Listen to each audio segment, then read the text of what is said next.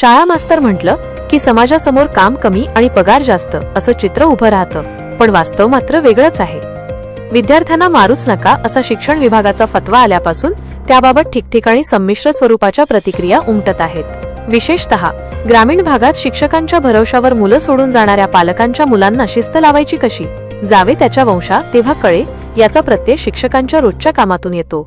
शाळेतील online offline कामांच्या जोडीला शिक्षकांची खरी कसोटी लागते ती शाळेबाहेर.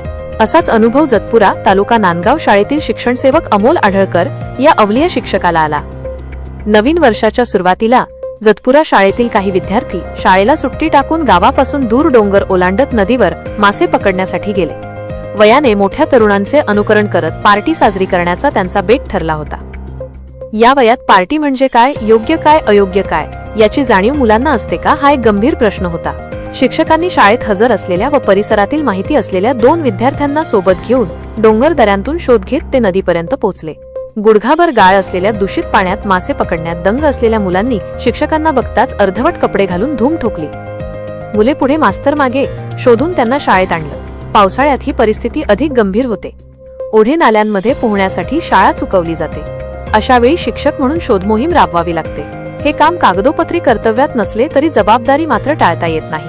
शासनाकडून विद्यार्थ्यांना कोणत्याही प्रकारची शिक्षा न देण्याचे आदेश आहेत, ते योग्यही आहेत. मात्र शिस्त लावण्यासाठी कधीकधी शिक्षकांना कठोर भूमिका घ्यावी लागते, हे वास्तव नाकारता येत नाही. शेवटी एकच ध्येय, प्रत्येक मूल शिकलं पाहिजे आणि शाळेत टिकलं पाहिजे. त्यासाठी शिक्षकांना कधीकधी वर्गाबाहेर जाऊनही भूमिका बजवावी लागते. अशा ग्रामीण भागात पालक शिक्षकांच्या प्रतिक्रिया आहेत.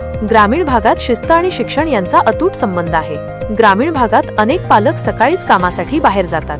पालकांना वाटतं मुलं शाळेत आहेत, शिक्षकांना वाटतं पालकांसोबत शेतात गेली आहेत, आणि प्रत्यक्षात मुलं दिवसभर नदीला. हे चित्र आजही दिसतं. म्हणूनच पालकांनी ही जबाबदारी घ्यावी. मुलं खरंच शाळेत जात आहेत का याची खात्री करावी.